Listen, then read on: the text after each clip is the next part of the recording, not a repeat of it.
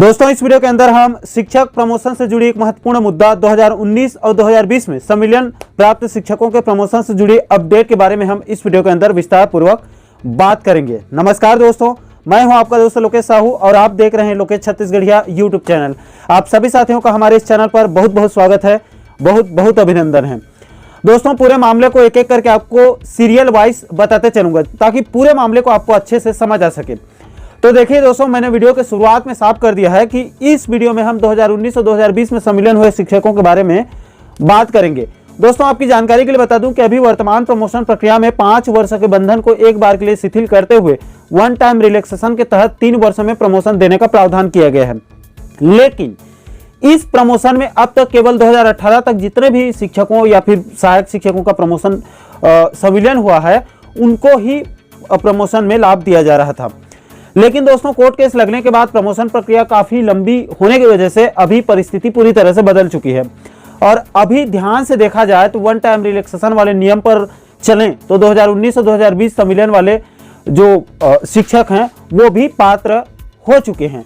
कैसे? तो देखिए, 1 जुलाई 2019 संविलियन वालों को अगर देखें तो 1 जुलाई 2019 से आज 5 जनवरी 2023 में आराम से 3 वर्ष पूरा हो चुका है।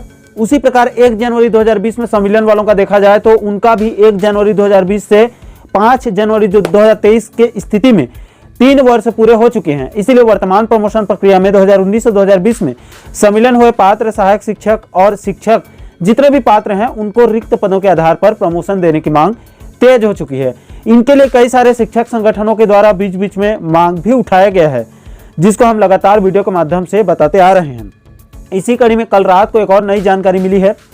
दोस्तों, अब पता चल रहा है कि 2019 और 2020 संविलियन वाले शिक्षकों को न्याय दिलाने के लिए 2019 और 2020 पदोन्नति संघर्ष संघ नाम से एक मोर्चा खोला गया है, जिनके तरफ से दिसंबर और जनवरी में सुखनंदन यादव जी के नेतृत्व में 2 बार डीपीआई दौरा किया गया था।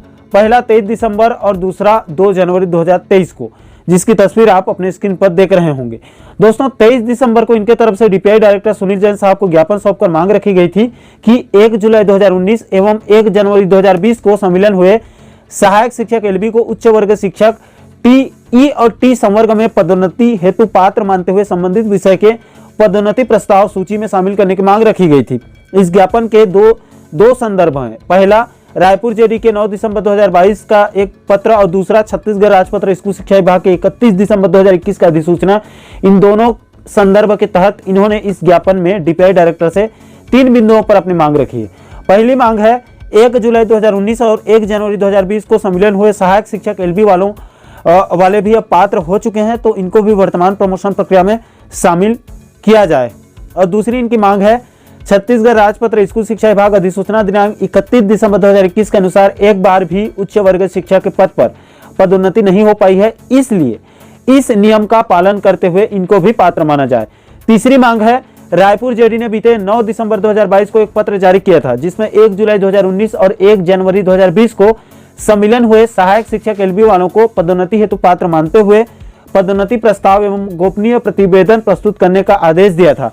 इसलिए डीपीआई डायरेक्टर से निवेदन किया गया है कि इन तीनों बिंदुओं पर विचार करते हुए वर्तमान प्रमोशन प्रक्रिया में 2019 और 2020 सम्मिलन प्राप्त शिक्षकों को प्रमोशन में पात्र मानते हुए शामिल करने की मांग रखी गई थी। दोस्तों, इसी संघर्ष का ही परिणाम था कि उसी दिन 23 दिसंबर 2023 को ही डीपीआई ने इस आदेश को जारी कर दिया, जिसकी सूचना इस संघ को 2 जनवरी को दिया गया है। दोस्तों, इस पत्र में डीपीआई ने दुर्ग, बिलासपुर और सरगुजा जेडी को 1 जुलाई 2019 और 1 जनवरी 2020 को सम्मिलन हुए सहायक शिक्षक एलबी वालों को उच्च वर्ग शिक्षक ई और टी संवर्ग में पदोन्नति हेतु पात्र मानते हुए संबंधित विषय के पदोन्नति प्रस्ताव सूची में शामिल करने के निर्देश दे दिए हैं। दोस्तों, इस आदेश में डीपीआई ने तीनों जेडी को निर्देश देते हुए कहा कि उस संगठन का जिसका जिक्र मैंने वीडियो के शुरुआत में किया था, यानी कि 2019-2020 पदोन्नति संघर्ष संघ के द्वारा दिए गए पत्र को आपको आगे भेजा जा रहा है, उसका अवलोकन करके आप उस दिशा में कार्रवाई कीजिए। इसका साफ साफ आदेश डीपीआई ने दुर्ग, बिलासपुर और सरगुजा जेडी को दे दिया। दोस्तों, डीपीआई के इस आदेश का परिणाम था या फिर इसी आदेश का पालन करते हुए सरगुजा जेडी ने कल 4 जनवरी 2023 को इस आदेश को जारी किया है। इसमें सरगुजा जेडी ने संभाग के सभी जिला शिक्षा अधिकारियों को निर्देश दिया है कि आप 1 जुलाई 2019 और 1 जनवरी 2020 को सम्मिलन हुए सहायक शिक्षक एलबी को शिक्षक के पद पर ई और टी संवर्ग में पदोन्नति हेतु पात्र शिक्षकों का पदोन्नति हेतु गोपनीय प्रतिवेदन एवं चल अचल संपत्ति की जानकारी को दीजिए, ये मंगाया गया है। और दोस्तों इस आदेश के संदर्भ को ध्यान से देखिए। पहला तो 16 जनवरी 2022 के कार्यालयीन पत्र का जिक्र है और दूसरा डीपीआई के उसी 23 दिसंबर 2023 के आदेश जिसका जिक्र मैंने कुछ मिनट पहले किया था, उसी के संदर्भ में इस आदेश को जारी किया गया है।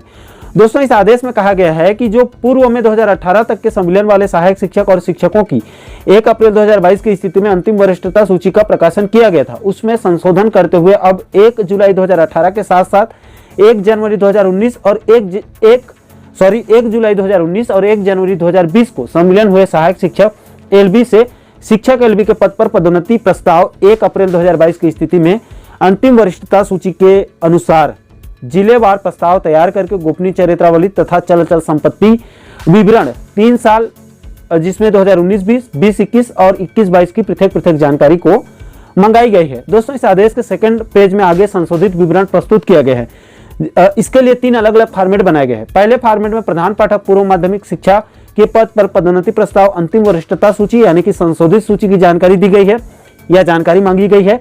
दूसरे नंबर के इस फॉर्मेट में अलग अलग विषयवार और अलग अलग सरल क्रमांक के साथ जानकारी मंगाई गई है, जिसमें विज्ञान, अंग्रेजी और गणित की जानकारी को मंगाई गई है। दोस्तों इसमें हिंदी, संस्कृत और उर्दू को एक समान माना गया है।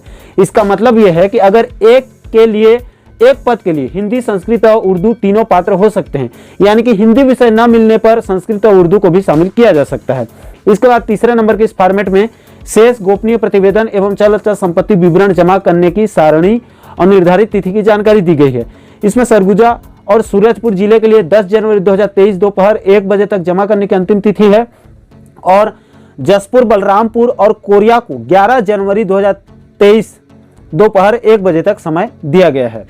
दोस्तों इन सभी आदेश, निर्देश और पत्र को हमारे टेलीग्राम चैनल लोकेश साहू ज्ञान पर अपलोड कर देंगे। आप वहां से डाउनलोड करके बारीकी से आप अध्ययन कर सकते हैं। तो कुल मिलाकर दोस्तों 2019 और 2020 में सम्मिलन हुए सहायक शिक्षक एलबी वालों के लिए बहुत ही अच्छी खबर है, पॉजिटिव खबर है। डीपीआई के बाद अब जेडी कार्यालयों से जारी आदेश निर्देश से साफ है कि वर्तमान प्रमोशन प्रक्रिया में 2019 और 2020 सम्मिलन वाले सहायक शिक्षक वालों को भी शामिल किया जाएगा। उनके मेहनत और संघर्ष की बड़ी जीत यहाँ पर हुई है। तो आशा करता हूं दोस्तों कि आप इस वीडियो के माध्यम से पूरे मामले को अच्छे से समझ गए होंगे।